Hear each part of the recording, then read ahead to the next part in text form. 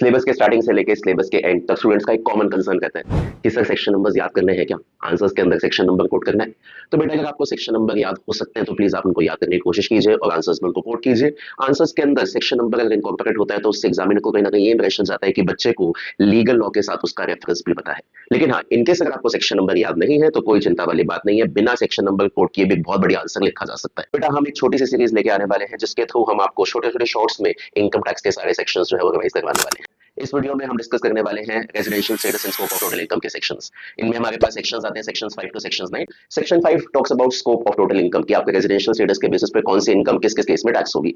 Section 6 जो है वो बात करता है रेजिडेंशियल स्टेटस की। सेक्शन 6(1) + 6(6)(a) में हम रेजिडेंशियल स्टेटस इंडिविजुअल का निकालते हैं, जहां पे सेक्शन 6(1) में उसे रेजिडेंट या नॉन रेजिडेंट की तरह क्लासिफाई करते हैं और एक रेजिडेंट इंडिविजुअल को सेक्शन 6(6)(a) में आरओआर और एनओआर की तरह क्लासिफाई करते हैं।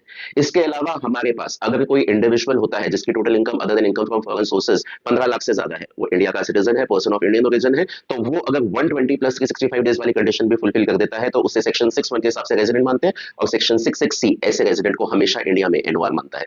इसके अलावा हमारे पास एक डीम्ड रेजिडेंट का कॉन्सेप्ट भी है कि जनरल लॉ के हिसाब से अगर एक पर्सन इंडिया में नॉन रेजिडेंट है बट ऐसा पर्सन इंडिया के बाहर कहीं पे भी कोई टैक्स पे करने के लिए लायबल नहीं है, तो ऐसे पर्सन को जो इंडियन सिटीजन है उसे इंडिया में डीम्ड रेजिडेंट मान लिया जाता है सेक्शन 6(1)(a) के हिसाब से, और जो डीम्ड रेजिडेंट होता है सेक्शन 6(6)(d) कहता है कि आप हमेशा एनओआर माने जाओगे। इसके बाद सेक्शन 6(2) में आप HUF, partnership firm and AOP BOI का रेजिडेंशियल स्टेटस निकालते हैं और एचयूएफ अगर इंडिया में रेजिडेंट है तो सेक्शन 6(6)(b) के बेसिस पे आप उन्हें आरओआर और एनओआर क्लासिफाई करवाते हैं। सेक्शन 6(3) में रेजिडेंशियल स्टेटस कंपनीज का निकाला जाता है। सेक्शन 6(4) के अंदर रेजिडेंशियल स्टेटस बाकी टैक्स पेयर्स का निकाला जाता है जो कि अभी तक कवर ना हुए हो। इसके बाद सेक्शन 9 आपको ये बताता है कि आपकी इनकम कहां पे राइज होगी और सेक्शन 7 जो है वो आपको बताता है आपकी इनकम कहां पे रिसीव हुई मानी जाएगी। तो depending upon the residential status income कहां पे राइज हुई है और इनकम कहां पे रिसीव हुई है, सेक्शन 5 आपको ये समझाता है कि इनकम इंडिया में टैक्स होगी या नहीं होगी।